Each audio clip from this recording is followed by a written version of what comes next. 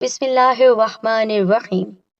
تمام تعریفیں اللہ رب العزت کی بابرکت ذات پر، اور بے شمار درود و سلام ہمارے نبی محمد مصطفیٰ صلی اللہ علیہ وآلہ وسلم، ان کی ازواج مطہرات، ان کی آل اور صحابہ کرام پر۔ السلام علیکم ورحمۃ اللہ وبرکاتہ۔ پیارے ساتھیوں، ہمارے نبی صلی اللہ علیہ وآلہ وسلم رمضان کریم سے پہلے اس کا استقبال کرتے، لیکن اکثر ہم دیکھتے ہیں کہ رمضان کریم کا چاند دکھنے سے پہلے ہم وہ کام نہیں کر پاتے۔ میں آپ کو بتانے جا رہی ہوں وہ 3 اہم کام جو آپ کو رمضان کریم کا چاند دیکھنے سے پہلے کرنے ہیں۔ آئیے مل کر یہ ویڈیو دیکھتے ہیں، حدیث کی روشنی میں بیان کی جا رہی ہے۔ گزارش کرتی ہوں کہ آپ اس ویڈیو سے پورا فائدہ اٹھائیں اور لائک اور شیئر بھی کیجیے، اور اس سے پہلے ہمارے چینل سید دین کارنر کو سبسکرائب کر کے بیل آئیکن کو دبائیے اور نوٹیفیکیشن پر بھی کلک کر دیجیے گا۔ حضور اکرم صلی اللہ علیہ وآلہ وسلم اس مبارک مہینے کو خوش آمدید کہہ کر اس کا استقبال فرماتے اور صحابہ کرام سے سوالیہ انداز میں 3 بار دریافت کرتے، ماذا یستقبلکم وتستقبلون، کون تمہارا استقبال کر رہا ہے اور تم کس کا استقبال کر رہے ہو؟ حضرت عمر بن خطاب رضی اللہ تعالیٰ عنہ نے عرض کیا، یا رسول اللہ، کیا کوئی وحی اترنے والی ہے؟ فرمایا نہیں۔ عرض کیا، کسی دشمن سے جنگ ہونے والی ہے؟ حضور نبی کریم صلی اللہ علیہ وآلہ وسلم نے فرمایا نہیں۔ عرض کیا، پھر کیا بات ہے؟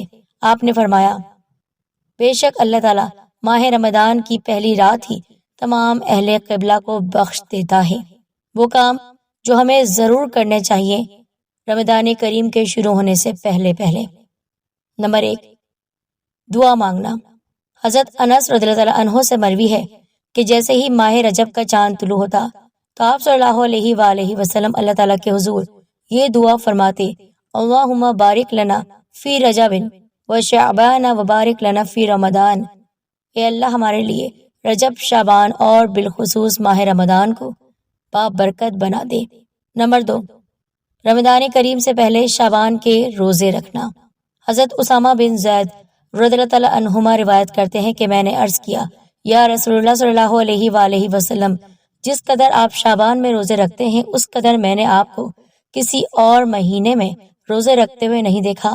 آپ صلی اللہ علیہ وآلہ وسلم نے فرمایا، یہ ایک ایسا مہینہ ہے جو رجب اور رمضان کے درمیان میں آتا ہے اور لوگ اس سے غفلت برتتے ہیں، حالانکہ اس مہینے میں پورے سال کے عمل اللہ تعالیٰ کی طرف اٹھائے جاتے ہیں، لہٰذا میں چاہتا ہوں کہ میرے عمل روزے دار ہونے کی حالت میں اٹھائے جائیں۔ ام المؤمنین حضرت ام سلمہ رضی اللہ تعالیٰ عنہا بیان کرتی ہیں کہ انہوں نے حضور نبی اکرم صلی اللہ علیہ وآلہ وسلم کو مسلسل 2 مہینے تک روزے رکھتے نہیں دیکھا، مگر آپ صلی اللہ علیہ وآلہ وسلم شعبان المعظم کے مبارک مہینے میں مسلسل روزے رکھتے کہ وہ رمضان المبارک کے روزے سے مل جاتا۔ بہوالا نسائی السنن۔